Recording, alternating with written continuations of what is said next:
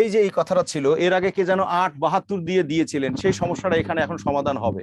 ঠিক আছে, সেটা হলো, ই করে দাও, মিউট করে দাও, মিউট করে দাও। এখানে দেখেন ইতিপূর্বেই কেউ কেউ ই করে বলছিলেন, সেটা হচ্ছে এই যে দেখেন 9 আছে, 16 আছে, এটার মধ্য সমানুপাতি কত, এটা এই এই একটা প্রশ্ন। কে যেন একটু প্রশ্ন লিখেও দিয়েছিলেন যে 872 এটার মধ্য সমানুপাতি কত।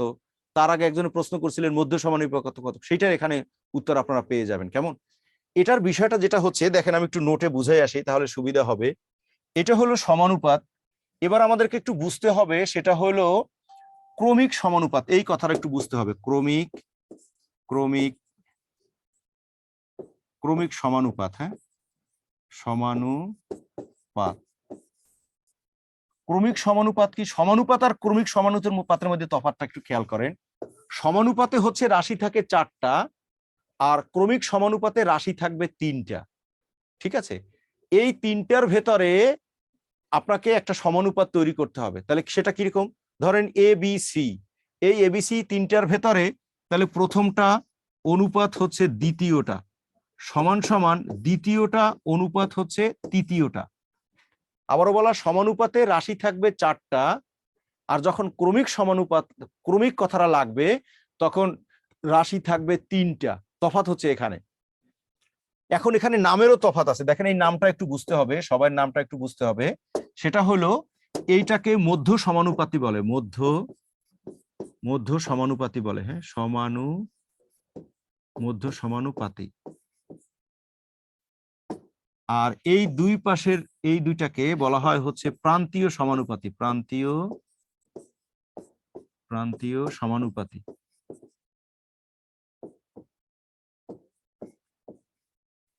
এই যে মধ্য সমানুপাতির কথা বলছিলেন কে যেন, তার উদ্দেশ্যে বলা, মধ্যের যে দুইটা একটা ক্রমিক সমানুপাতে মধ্যের যে রাশি দুইটা থাকে সেটাকে হচ্ছে মধ্য সমানুপাতি বলে, আর দুই প্রান্তে যেটা থাকে সেটাকে হচ্ছে প্রান্তীয় সমানুপাতি বলে। আবার বলা, যার মধ্য সমানুপাতির এটা জানতে চাইছিলেন, দেখেন আপনি কথাটা বুঝতে পারছেন কিনা। মধ্যে যে দুইটা রাশি থাকে সেই রাশি দুইটাকে হচ্ছে মধ্য সমানুপাতি বলে, আর দুই প্রান্তে যেটা থাকে সেটাকে হচ্ছে প্রান্তীয় সমানুপাতি বলে। ঠিক আছে, আচ্ছা ঠিক আছে, বুঝতে পারছি বলছেন। এবার প্র্যাকটিস এখানে আসেন। দেখেন এখানে কি বলছে, বলছে 9 আর 16 এর মধ্য সমানুপাতি কত। তার মানে দেখেন, তাহলে 9 আর 16-র পরিচয় কিন্তু হচ্ছে প্রান্তীয় সমানুপাতি। তাহলে দেন, এটা 9 অনুপাত হচ্ছে অজানা, জানি না এক্স, মাঝখানের দুইটাই কিন্তু জানবো না, এটাও এক্স, অনুপাত হচ্ছে 16। কারণ মনে রাখতে হবে, এই প্রান্তীয় সমানুপাতি এবং মধ্য সমানুপাতি, এটা ক্রমিক সমানুপাতের ক্ষেত্রে বলে, অর্থাৎ মানে ক্রমিক সমানুপাতের ক্ষেত্রে বলে। তাহলে মাঝখানেরটা জানি না আমরা, বিষয়টা এরকম কিছু। এখন তাহলে এখান থেকে আমরা বের করি, তাহলে 9 বাই হচ্ছে এক্স সমান সমান হচ্ছে এক্স ডিভাইডেড বাই হচ্ছে 16। তাহলে গুণ করেন, এটা এক্স স্কোয়ার ইন্টু হচ্ছে 9 ইন্টু হচ্ছে 16। এখন এক্স এর মান কত, তাহলে √9 ইন্টু হচ্ছে 16। আমাদের ক্যালকুলেটর থাকবে না, যার কারণে দেখেন 9-এর বর্গমূল হচ্ছে 3, আর 16-এর বর্গমূল হচ্ছে 4, তাহলে এক্স এর মান হবে হচ্ছে 12। তাহলে সঠিক উত্তর হবে হচ্ছে গ, 12 হবে। আশা করি সবাই বুঝতে পারছেন। 8 আর 72ও একই বের করা যাবে। দেখেন 8 আর 72, যার প্রশ্ন ছিল 8 আর 72কেও একইভাবে বের করা যাবে। ঠিক আছে, আমি এই প্রশ্নের এই স্ক্রিনেরই এই পাশে দেখাই দিচ্ছি। দেখেন 8 অনুপাত হলো এক্স ইজুকাল টু হলো এক্স অনুপাত হলো গিয়ে 72। তাহলে 8 বাই এক্স সমান সমান হলো এক্স বাই হলো 72। তাহলে এটা এক্স স্কোয়ার সমান সমান হলো 8 ইন্টু 72। তাহলে এটা এক্স সমান সমান হবে √8 ইন্টু 8 ইন্টু হবে 9। তাহলে এক্স এর মান হবে হচ্ছে 8 ইন্টু 3। তাহলে এক্স এর মান হবে 3 × 24। হ্যাঁ,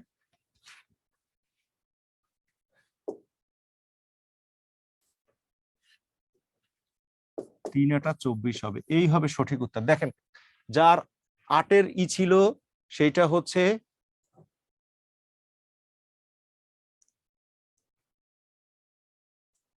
দেখো এই দুজন হাত উত্তোলন করছে। হ্যাঁ হামজা, দেখো তুমি বুঝতে পারছো কিনা, হামজা তুমি বুঝতে পারছো কিনা দেখো। ঠিক আছে, হ্যাঁ মহিন বণিক বলেন বলেন। হ্যাঁ নমস্কার স্যার। জি বলেন।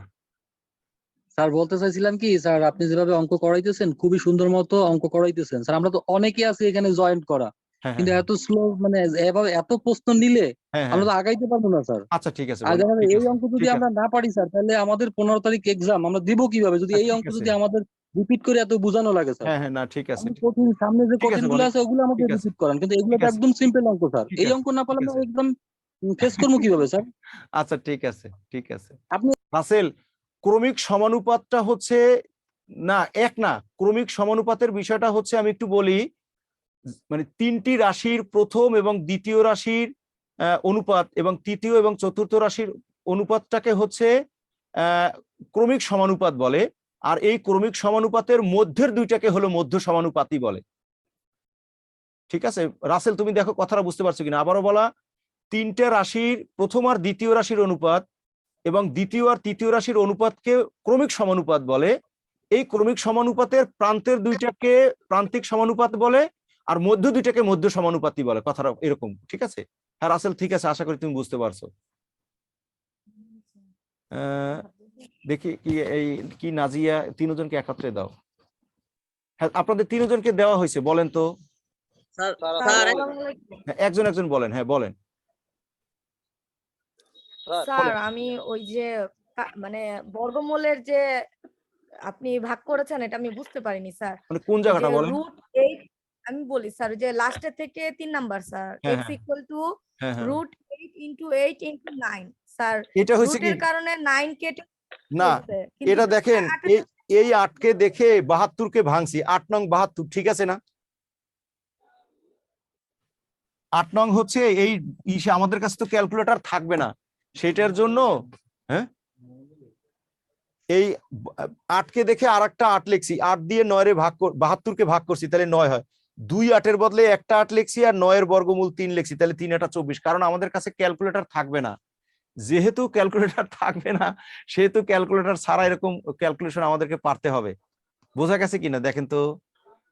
কার নাজিয়া আফরিজের প্রশ্ন, আফরিন আপনার প্রশ্ন ছিল, বুঝতে পারছি বিষয়টা। নাজিয়া, নাজিয়া আচ্ছা ঠিক আছে, ঠিক আছে। স্যার স্যার হ্যাঁ দাও, এই তিনজনই দাও, দাও দ্রুত দাও। হ্যাঁ বলেন, বলেন, তিনজনকে আনমিউট করা হয়েছে, বলেন। স্যার আমি বলি স্যার। হ্যাঁ বলেন। স্যার আমরা তো সবাই এখানে মোটামুটি মনে হয় গ্রাজুয়েশন কমপ্লিট করে আসছি। গ্রাজুয়েশন করো, মাস্টার ডিগ্রি করা, তুমি ছোট করো কেন? হ্যাঁ, না এখন কথা হচ্ছে স্যার, এখানে তো কাউকে ছোট করেও কিছু বলা যাবে না। আমরা যদি জাহাজেই হতাম হ্যাঁ তাহলে এইখানে কেন স্যার? আমি আসছি অন্তত এখানে বোঝার জন্য। না বুঝি, তারপরও হয় কি যে আমাদেরকে আবার শেষও করতে হবে, ঠিক আছে? বেসিক কিছু বিষয়গুলো আমি তো বুঝাই দিই। এখন কেউ যদি মনে করো কথার কথা আমাদের 1 ঘন্টা পার হয়ে গেছে, এখন আর সে যদি বলে কেমন আমি যোগদান করছি, সেগুলো আবার একটু ডিস্টারবেন্ট হয়। হ্যাঁ ঠিক আছে, আচ্ছা আমরা এইসব কথা হ্যাঁ স্যার এত বেশি বেসিক বুঝতে গেলে তো স্যার আমরা সময়ের আগে কমপ্লিট করতে পারবো না। হ্যাঁ হ্যাঁ, সেটাও মাথায় রাখতে এখন তো হবে। আমাদের হাতে সময় নেই স্যার, যদি অনেক সেটাই, সময় সেটাই। থাকতো, 6 মাস সময় আছে, তাহলে আমরা বেসিক ভাঙাই ভাঙাই বুঝে বুঝে করতে পারতাম। হ্যাঁ হ্যাঁ হ্যাঁ এখন আমাদের লক্ষ্য হচ্ছে আমরা কিভাবে পাস করতে পারি, হ্যাঁ, সব পাস নিয়ম করার কিছু আগে- কিছু স্যার শিখে। আসসালামু আলাইকুম। হ্যাঁ ওয়ালাইকুম আসসালাম, বলেন, হ্যাঁ বলেন। স্যার, আপনি শিক্ষক, আপনি আপনার মতো পড়ান। হ্যাঁ হ্যাঁ, বুঝলে, আমাদের আচ্ছা আচ্ছা ঠিক আছে, এগুলো আমাদের সময় নষ্ট হবে, ঠিক আছে, হ্যাঁ ঠিক আছে, জি, জি, next, স্যার, next, আপনি আপনার মতো পড়ান। ঠিক আছে, স্যার, next, আপনার মতো করে হ্যাঁ। স্যার পড়ান। আমি একটু কথা বলি স্যার। হ্যাঁ বলেন, হ্যাঁ আসসালামু আলাইকুম স্যার। হ্যাঁ হ্যাঁ বলেন, বলেন দ্রুত বলেন, হ্যাঁ। স্যার কিছু মনে করিয়েন না, আমরা মনে হচ্ছে যে আমরা হাই স্কুলে পড়ি, আমরা হাই স্কুলের ক্লাস করতেছি কি, আমরা তো চাকরির প্রিপারেশন নিব। অনেক বড় বড় কথার অঙ্ক আছে স্যার, প্লিজ হ্যাঁ, ওগুলা করান। 1 ঘন্টা প্রায় হয়ে যাচ্ছে, আমরা তো হাই হ্যাঁ স্যার, স্কুলে। বিসিএস এর আচ্ছা। অনেক কঠিন কঠিন অঙ্ক আছে। আচ্ছা স্যার অনেক বড় বড় কথার অঙ্ক আছে, এগুলো আচ্ছা করান ঠিক স্যার আছে, প্লিজ। ঠিক আছে, ঠিক